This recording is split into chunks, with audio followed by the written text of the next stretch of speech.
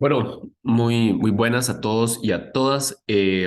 Esta parte o esta segunda parte vamos a estar trabajando las tres últimas contradicciones cambiantes, es decir, aquellas contradicciones que van a estarse modificando a lo largo del desarrollo de las dinámicas del capitalismo. Las siete contradicciones fundamentales tenían que ver con aquellas que van a estar presentes sí o sí en todo el desarrollo del ejercicio del capital dentro del capitalismo como el motor que genera los procesos de acumulación, de expropiación, de reproducción también de las dinámicas propias del capital como el motor económico del capitalismo.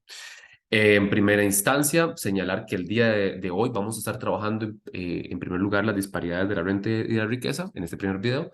Luego vamos a estar avanzando en la reproducción social y la libertad y sometimiento. Recordar que todas las contradicciones cambiantes están interrelacionadas. Esto quiere decir que entre ellas se modifican, se transforman y entre ellas, dentro del desarrollo del capital, se interrelacionan. En términos de las disparidades de la riqueza y de las rentas, es importante entender que la riqueza va a ser aquella forma de acumulación que se da históricamente dentro del capitalismo, eh, donde, donde el plusvalor, es decir, el excedente de capital que se genera por la producción, cae en manos de ciertos sectores. Es decir, la forma en la cual empezamos a encontrar dinámicas de estratificación social en las distintas sociedades. La riqueza representa las formas de acumulación por expropiación, eh, por excedente y por desposesión, tal como Harvey lo ha mencionado a lo largo de todo el texto. Y son distintas estas formas de acumulación de la riqueza. La renta, por el contrario, Adam Smith como Karl Marx la entendían en términos del pago que se genera por el uso de la tierra. Hoy en día se sigue considerando de la misma forma, pero le vamos a agregar para el término de esta clase a la renta también como el pago que se genera en términos de la compra de los bienes y de los servicios. Es decir, todo aquello que yo erogo para satisfacer los bienes y los servicios. El Estado, en primera instancia, ha sido un actor de acumulación de renta y de riqueza. La renta, por el contrario, a diferencia de la riqueza que se acumula para la reproducción material, la renta tiende a buscar la redistribución, a buscar dinámicas de distribución y de redistribución mediante las políticas públicas, en particular mediante políticas sociales, por ejemplo, las políticas sociales de pensiones, de salud, políticas sociales selectivas a poblaciones focalizadas y vulnerables en términos de pobreza y pobreza extrema, pero la riqueza como tal, o al menos desde el sector de los sectores capitalistas, la riqueza más bien es un elemento que genera es un aceite que genera un flujo mayor de acumulación de capital. Con la riqueza, grandes industriales, los grandes sectores tienen la capacidad de seguir generando y produciendo en tanto esa riqueza le permita responder mediante lo que se conocen como inversiones. Es decir, esta riqueza o las riquezas tienen la capacidad de seguir alimentando las dinámicas de extracción de excedente de capital. Hay una importante acotación que hay que hacer acá y es que hay una incompatibilidad entre la acumulación de la riqueza y la distribución de la renta. Y es claro, en el tanto se acumule en renta para su distribución, hay una forma de diezmar esa riqueza. Por el contrario, mediante las riquezas se acumulen aún más, las formas de distribución de la renta se hacen más endebles. Por ejemplo, en el caso de la pandemia, en el caso de la pandemia, en Costa Rica en particular, en el mundo en general, tuvimos sectores que se vieron claramente beneficiados, las grandes farmacéuticas, sectores empresariales tecnológicos, por ejemplo. Esto les permitió que, mediante el shock que generó la pandemia, seguían acumulando capital. En algunos países, las políticas que se generaron a través de leyes buscaron que estos sectores que estaban acumulando mayor riqueza por excedente aportaran más. para la contención de la crisis. En el caso costarricense no fue así. Toda aquella modificación de la renta que se generó, que se pudo haber generado en Costa Rica fue detenida precisamente porque esos sectores, al acumular más, impedían eh, o no buscaban otras formas de generar una distribución de la renta. La renta se va a traducir en términos muy sencillos en políticas públicas. Esto bajo el ejercicio del Estado. Eh, Hay una variabilidad, el capital históricamente ha sido variable y esto le permite en esta relación compleja eh, tener distintos grados o distintas formas de distribución. Recordemos que la distribución a los grupos históricamente vulnerabilizados, y hoy en día lo leemos desde otra óptica, tiene que ver también con su interseccionalidad. Es decir, las agrupaciones sociales que existen en el capitalismo han existido y seguirán existiendo siempre.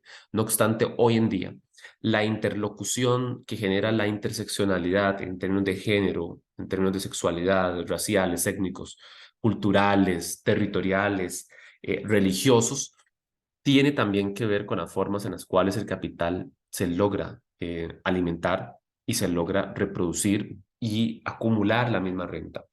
Por ejemplo, tenemos momentos históricos donde el capital se movilizó hacia otras formas, por ejemplo, expansión de los monocultivos. En Costa Rica, por ejemplo, todo el desarrollo del banano durante el siglo XX tiene que ver también no solamente con la expansión a nivel de acumulación de renta de empresas como la United Fruit Company, por ejemplo, fuera de una empresa estadounidense, fuera del vínculo o del territorio estadounidense que generó distintas empresas y distintas formas de explotación en todo Centroamérica y en parte de Sudamérica.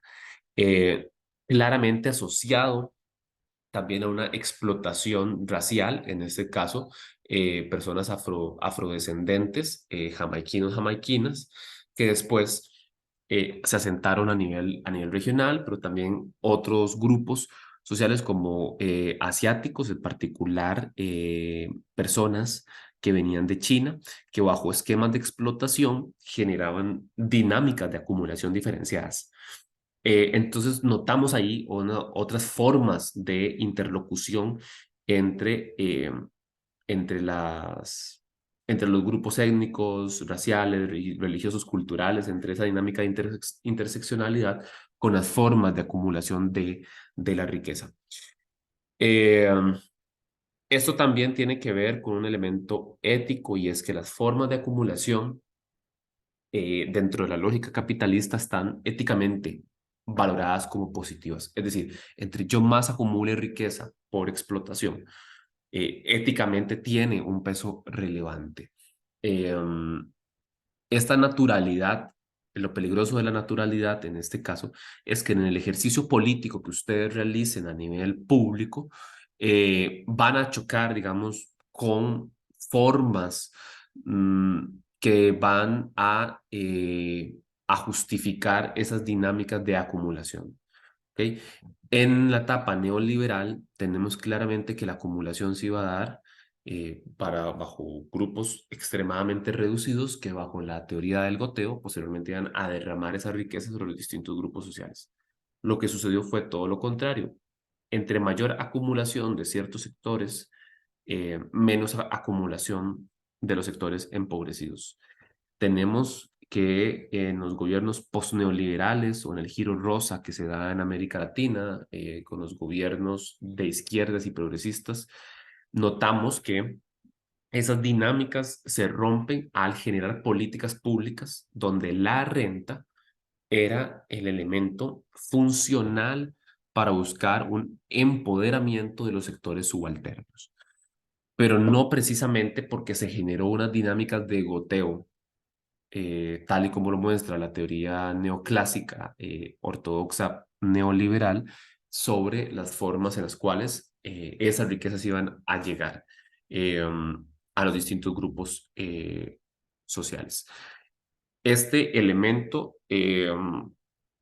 tiene que ver también con formas en las cuales las desigualdades se expresan a nivel territorial. Y esas desigualdades también tienen un punto en el cual nacen. Y es que precisamente eh, las riquezas se van a acumular en la medida en que el campo laboral le permita también generar excedentes de capital. Eh, entonces, en ese sentido, y una de las preguntas fundamentales que se hace Harvey es en qué medida descansa el capital entendido como organización del motor económico de su circulación y acumulación sobre ciertos principios básicos para la distribución de la renta y la riqueza. Se pueden atribuir los grandes cambios contables en la distribución de la renta que han tenido lugar durante los últimos 40 años en la reconfiguración de las contradicciones internas del capital. Por último, supone la contradicción intensificada entre pobres y ricos una amenaza para la reproducción de este.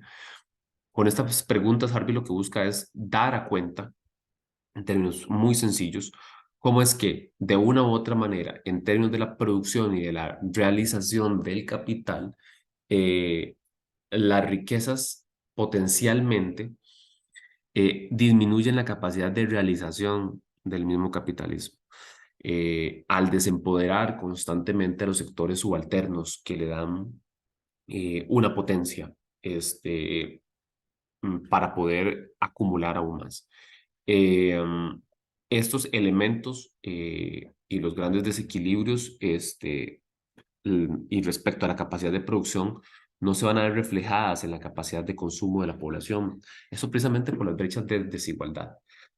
Ahora bien, la forma en la que se alimenta el capital en este sentido tiene también que ver con las formas en las cuales el empleo se desarrolla. Eh, el ejército industrial de reserva es todo aquel conjunto de personas y de recursos que no están siendo utilizados para los procesos de acumulación.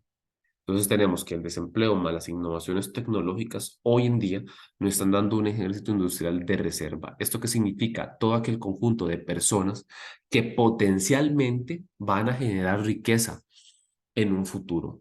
Es decir, hoy quienes estamos en el campo laboral y potencialmente no sigamos reproduciendo las formas de acumulación, vamos a tener reemplazos constantes de ese ejército industrial de reserva. Es decir, el desempleo más la utilización de innovaciones tecnológicas a favor del ejercicio del capital tienden a generar un grupo poblacional que potencialmente va a ser útil, claramente, porque necesita satisfacer sus necesidades básicas, va a ser útil para las dinámicas de acumulación de riquezas. Esto lo que nos lleva a un elemento fundamental y es que otra de las formas, por lo menos en América Latina, que se está presentando en los últimos 10 años y fundamentalmente posterior a la pandemia, es una proletarización parcial. Cuidado, esto no ha sido única y exclusivamente en estos últimos años.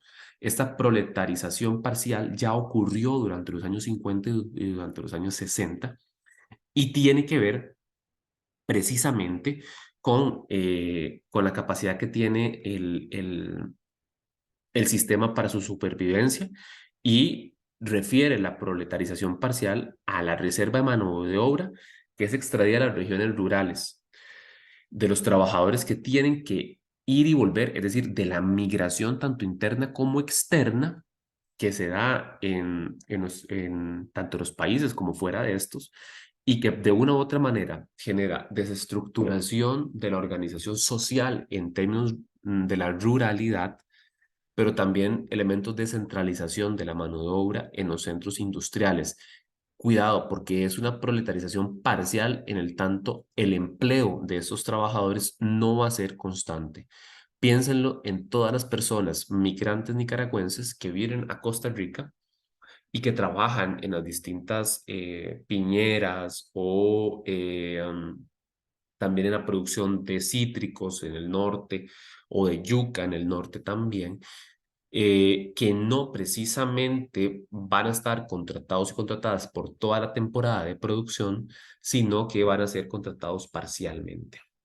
es una reserva de mano de obra frente a un conjunto de factores que van generando, digamos, economías de informalidad, porque precisamente estos sectores no van a estar alineados a todo el esquema de seguridad y de protección social. Precisamente las discusiones que dábamos en términos de la pandemia. eh, entonces surgen estas economías de informalidad de la proletarización parcial, donde van a buscar, cuando ya no se tengan estos contratos o este trabajo, se buscan otras formas de supervivencia que empujan a las personas a condiciones de marginalidad, a condiciones de exclusión social. Eh, este factor claramente va a generar dinámicas de desigualdades y las desigualdades como un elemento histórico constitutivo propiamente del dominio que hace el capital a nivel social e histórico sobre las distintas poblaciones. Cuando hablamos de desigualdades, estamos hablando de todas aquellas disparidades, no solamente de ingresos, sino disparidades históricamente construidas de los sectores vulnerables. Juan Pablo Pérez Sáinz nos refiere a dos nociones hoy en disputa sobre el análisis de las desigualdades. En primera instancia, la noción radical, que tiene que ver con toda la noción crítica sobre las desigualdades, y por otro lado, la noción neoliberal.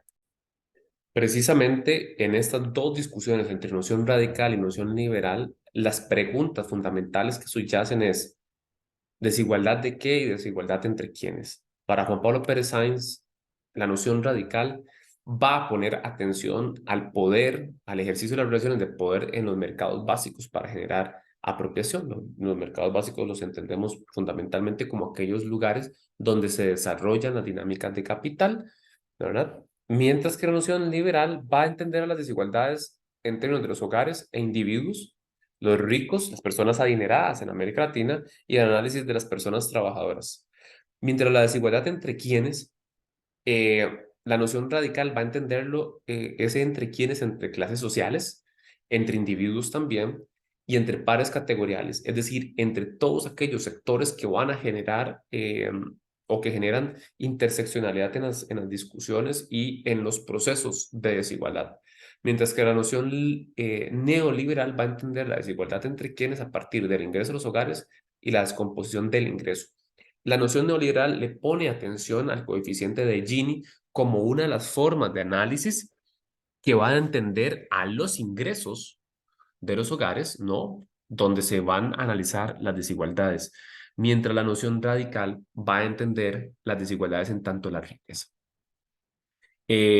Ambas, de una u otra manera, tienen puntos de coincidencia y de acuerdo. No obstante, la noción radical va a entender fundamentalmente las desigualdades como una relación de poder, una relación social de poder más que una relación económica, porque al final del día, si entendemos la desestructuración del capital como formas de apropiación del valor, que el valor en términos de relación social genera desigualdades, este análisis radical va a entender eso como una relación de poder. La noción neoliberal, por el contrario, va a entenderlo como elementos subsidiarios que de una u otra manera están vinculados a las dinámicas de los hogares.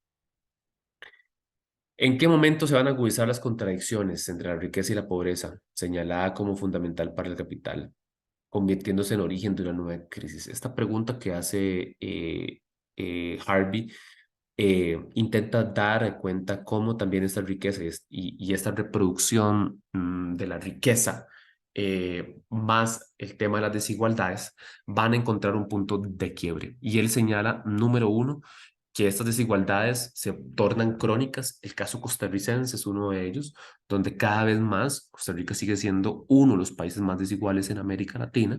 Cada vez más esas brechas de desigualdad se amplían entre los distintos quintiles y los distintos deciles. La otra vía que analiza Harvey, la segunda vía que expresa mediante una crisis donde ya esas desigualdades son inaceptables y donde las desigualdades entran en puntos críticos donde la sociedad claramente alimenta bajo sus condiciones materiales el descontento social. Costa Rica de una u otra manera ha estado circulando entre estas dos contradicciones o entre estas dos formas de externalización de las contradicciones. Y es precisamente ahí donde el ejercicio de las políticas públicas y de la reversión de las formas de acumulación son necesarias para detener este desbalance entre la riqueza y la renta. Entonces recordemos que la renta se va a externalizar en políticas públicas de orden distributivo que van a buscar pisos de protección. Por otro lado, la riqueza siempre va a buscar formas de acumulación del sector capital. Esta contradicción va a estar presente dentro del capital y fundamentalmente dentro del capitalismo, en el tanto eh, es el motor propio sobre el cual se alimentan las disparidades sociales. Si se quieren generar políticas públicas a nivel general y políticas sociales también, hay que poner también atención a las dinámicas de forma de acumulación de las riquezas y no únicamente a las dinámicas de disparidad de los ingresos. La forma en la que se acumulan riquezas tiene también que ver en la forma en la cual eh, los distintos sectores subalternos compiten por esa mano de obra excedente para seguir generando acumulaciones y por esa búsqueda de nuevas rentas que en términos muy sencillos es búsqueda de nuevos nichos para el ejercicio de la explotación, según lo que Harvey menciona. Estaremos avanzando en las siguientes dos contradicciones en el próximo video.